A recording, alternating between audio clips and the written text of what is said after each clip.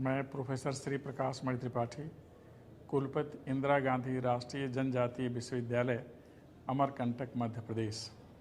सर्वप्रथम मैं अखिल भारतीय शिक्षा समागम के आयोजक गण को साधुवाद देता हूं कि राष्ट्रीय शिक्षा नीति के क्रियान्वयन के संदर्भ में यह परिचर्चा का क्षेत्र स्थान काशी चुना गया, जो निश्चय ही एक नई इबारत लिखने का काम करेगा और एक नया संदेश पूरे विश्व को जाएगा।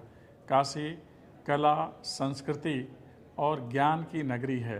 दुनिया का सबसे पुरातन नगर जो शिव के त्रिशूल पर अवलंबित है, इसलिए यह निरंतर बना ही रहता है। अर्थात यहाँ से यह संदेश है कि राष्ट्रीय शिक्षा नीति युगों युगों तक प्रभावी रहेगी और भारत की परंपरा का निरंतर विस्तार करेगी। हमारी परंपरा ज्ञान की परंपरा है, बोध की परंपरा है और शोध की परंपरा है। राष्ट्रीय शिक्षा नीति में इन तीनों का ध्यान रखा गया है और ध्यान इस तरह से रखा गया कि हम शिक्षा के दर्शन और शिक्षा के लक्ष्य दोनों की अनुभूति करें और उसके माध्यम से व्यक्ति का संपूर्ण विकास करें, समग्र विकास करें, व्यक्ति का, समाज का, राष्ट्र का और संपूर्ण मानवता का। शिक्षा का दर्शन है सा विद्या या विमुक्तये। विद्या वह है जो हमें अज्ञान से, अभाव से और अंधकार से मुक्त करती है, बाधा से, बंधन से और वर्जनाओं से मुक्त करती है, संकीर्णताओं से मुक्त करती है। यह भारतीय शिक्षा का दर्शन है। पहली बार राष्ट्रीय शिक्षा नीति में इस प्रकार का दर्शन निरूपित किया गया है। शिक्षा का लक्ष्य है सत्य की खोज करना, बोधत्व की प्राप्ति करना और ज्ञान की प्राप्ति करना, आत्मोन्नति और सर्वोन्नति, और इस माध्यम से हमें विश्व नागरिक बनना है। पहली बार राष्ट्रीय शिक्षा नीति में जड़ से जगत तक पहुंचने का विधान है, आधार से आकाश तक पहुंचने का विकास है, मनुष्य से मनुष्यता तक पहुंचने का विधान है, पुरातन से अधुनातन तक पहुंचने का विधान है। और यह विधान इसलिए है कि इस शिक्षा नीति के माध्यम से हम भारत को दुनिया की ज्ञान के क्षेत्र में महाशक्ति बनाने के लिए संकल्पित हैं, जो माननीय प्रधानमंत्री जी का संकल्प है। हम क्रियान्वयन के धरातल पर हैं। अनेक विश्वविद्यालयों में यह शिक्षा नीति इसी सत्र से लागू कर दी गई है, जिसमें मेरा विश्वविद्यालय अर्थात इंदिरा गांधी राष्ट्रीय जनजातीय विश्वविद्यालय एक प्रमुख विश्वविद्यालय है। इसी सत्र से यह नीति क्रियान्वित कर दी गई है। इसके लिए जरूरी था जिज्ञासा, जरूरी था रचनाशीलता और जरूरी था संकल्पबद्धता। तीनों का विधान लेकर ही शिक्षा नीति का क्रियान्वयन किया जा सकता है। जिज्ञासा शिक्षक के लिए भी आवश्यक है, शिक्षार्थी के लिए भी आवश्यक है, क्योंकि शिक्षा आजीवन चलती रहने वाली प्रक्रिया है।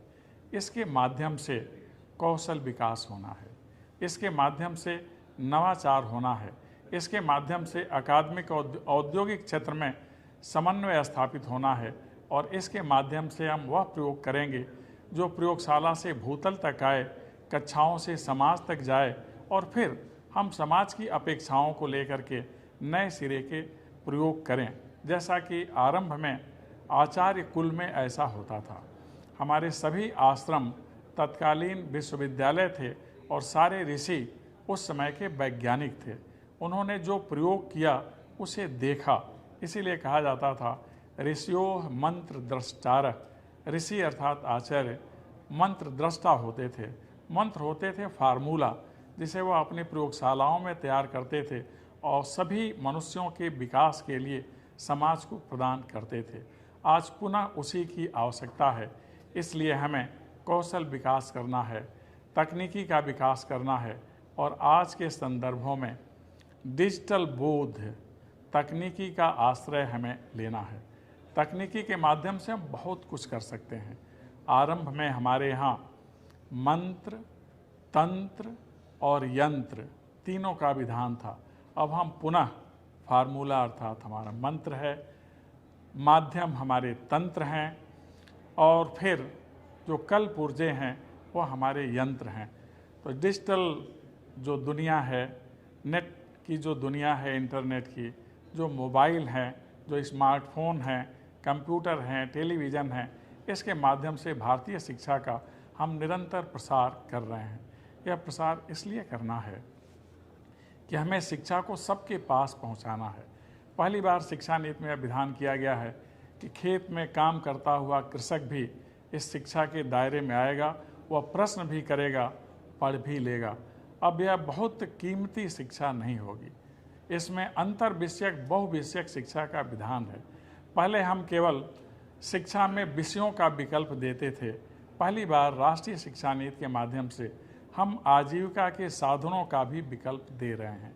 सर्टिफिकेट के माध्यम से, डिप्लोमा के माध्यम से, डिग्री के माध्यम से विद्यार्थी अपनी योग्यता के अनुरूप नौकरी प्राप्त कर सकता है। केवल अब नौकरी ही प्राप्त नहीं करना है, विद्यार्थी अब नौकरी देने वाला भी बनेगा। इसीलिए राष्ट्रीय शिक्षा नीति में माननीय प्रधानमंत्री जी के मंत्रों का भी ध्यान रखा गया है।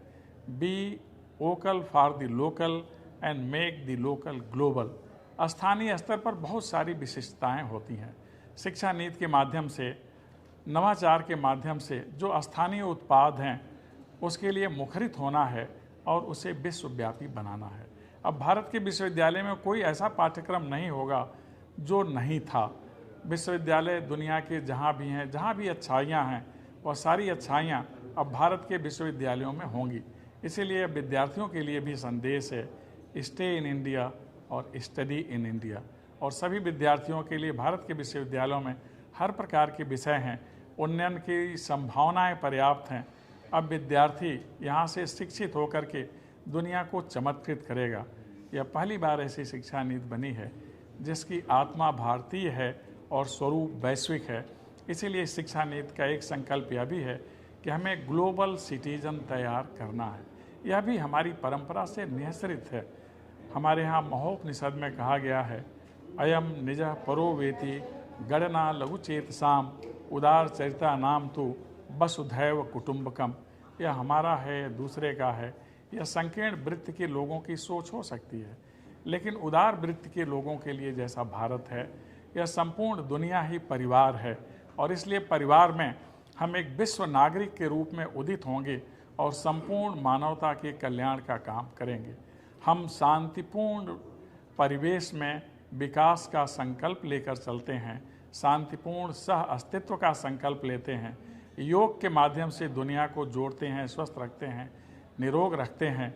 और इस तरह हम राष्ट्रीय शिक्षा नीति के माध्यम से जो समागम हुआ है देश भर के विद्वानों का, शिक्षाविदों का, इसमें निकले अमृत के सूत्रों से, अमृत के बूंदों से हम भारत को स्वच्छ, स्वस्थ, शिक्षित, सुविज्ञ, समर्थ, संपन्न और सशक्त बनाएंगे।